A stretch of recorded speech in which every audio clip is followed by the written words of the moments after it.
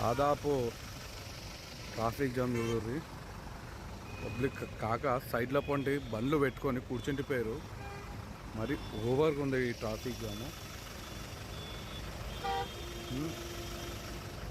ఇదైతే ఇప్పుడే స్టార్ట్ అయింది. ఇది కనీసం ఒక కుంభమేళకు పోయేది.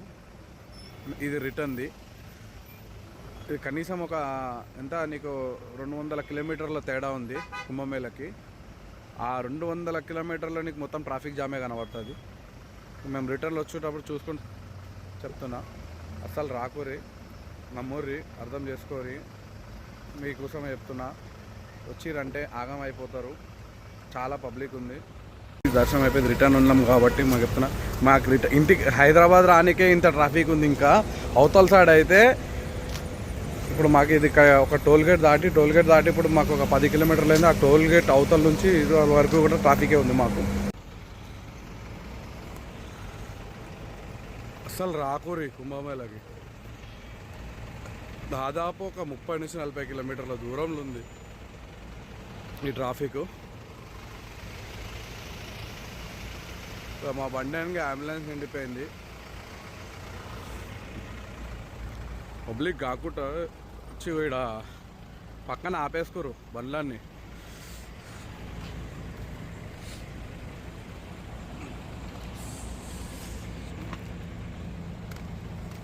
చెప్పింది రీ, రాకూరి అసలు.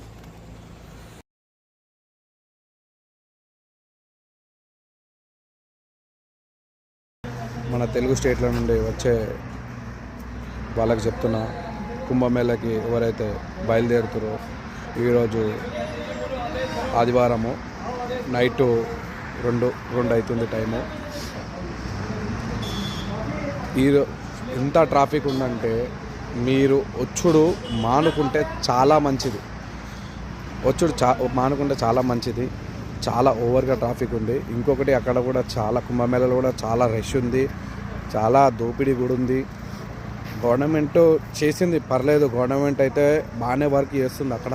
కాకపోతే ఎంత చేసినా అంత పబ్లిక్లో ఏం చేయలేదు, ఏ గవర్నమెంట్ అయినా ఏం చేయలేదు. చాలా ఒత్తిడి ఉంది. ఇంకొకటి ఏంటంటే ఫుడ్కు చాలా కష్టమవుతుంది, ట్రాఫిక్ చాలా ఉంది. మేము దాదాపు నిన్న 12 గంటలకు బయలుదేరితే కనీసం ఒక 200-300 కిలోమీటర్లు కూడా రాకలేకపోయినాం. టైం ఇప్పుడు 2 అవుతుంది. అంత ట్రాఫిక్ ఉందంటే అర్థం చేసుకోవాలి. మీకు కుంభమేళ మీద కానీ 144 సంవత్సరాలకు వచ్చేది కుంభమేళ మీద కానీ మీకు వస్తే మాత్రం చాలా ఇబ్బంది అవుతారు. చాలా అంటే చాలా ఇబ్బంది అవుతారు. ఆకలికైతే చచ్చిపోవాల్సిందే. అర్థం చేసుకోరి. వద్దు, ఈ వీలైతే ఫ్లైట్లో రాది, పైసలు ఎక్కువైతే, లేకపోతే ట్రైన్లోనే పోరు, కానీ బై రోడ్ మాత్రం అస్సలు పోకూరి. ఇంకొకటి చాలా చాలా ట్రాఫిక్ జామ్ ఒకటి, ఫుడ్ కష్టమవుతుంది ఒకటి. ఇంకా ఇక నేను చెప్పుకోవద్దు, అన్ని ప్రాబ్లమ్స్ అవుతుంది. ఇంకా బోటింగ్ ప్రాబ్లం అయితే ఇంకా చాలా ఉంటుంది. ఆలోచించుర్రి, బయలుదేరే ముందే ఆలోచించుకోరి.